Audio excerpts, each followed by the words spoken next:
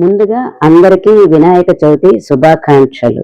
నేను ఈరోజు వినాయకునికి నైవేద్యంగా ఉండ్రాళ్ళు, కుడుములు, మోదకాలు, వడలు, పాయసము, పులిహార ఇవన్నీ కూడా చేశాను. అన్ని వీడియో తీయలేకపోయాను.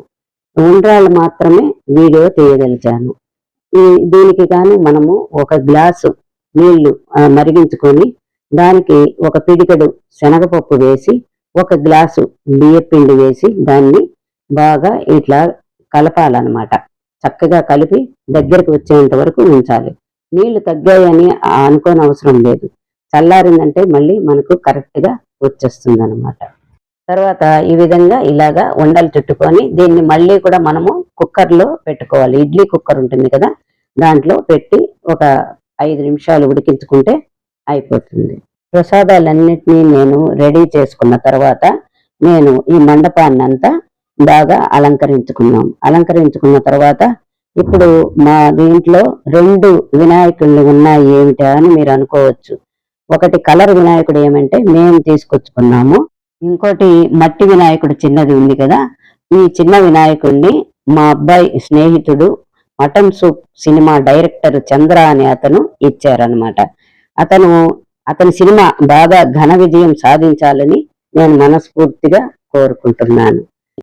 వినాయక చవితి ప్రాముఖ్యతను నాకు తెలిసింది మీతో పంచుకుంటున్నాను.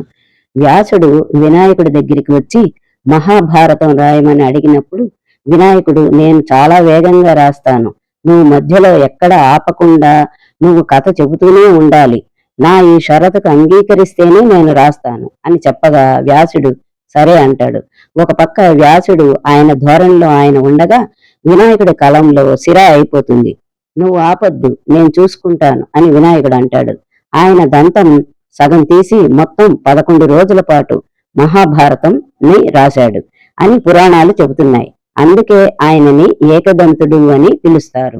ఈ 11 రోజులు ఆయన నిద్రాహారాలు మాని ఆయన కాలకృత్యాలు కూడా తీర్చుకోకుండా ఏకసాటిగా 11 రోజులు మహాభారతాన్ని వ్రాయడం చేత ఆయన ఒంట్లో ఉష్ణం పెరిగి చాలా చిరాకుగా ప్రవర్తిస్తూ ఉంటే అప్పుడు వ్యాసుడు, ఓ గణేష, ఈ పక్కనే నది ఉంది, అందులో వెళ్ళి స్నానం చెయ్యి, దాంతో నీకు కొంచెం ఊరట లభిస్తుందని వ్యాసుడు చెప్పగా వినాయకుడు అలాగే చేస్తాడు. అందుకే మనం కూడా వినాయకుని 10 రోజులు ప్రతిష్ఠించి 11వ రోజు నిమజ్జనం చేస్తామని అనాదిగా వస్తున్న ఈ ఆనవాయితీని మన పూర్వీకులు పాటించగా మనం కూడా పాటిస్తున్నాం. విఘ్నేశ్వరుని అనుగ్రహం అందరికీ ఉండాలని మనస్ఫూర్తిగా కోరుకుంటున్నాను.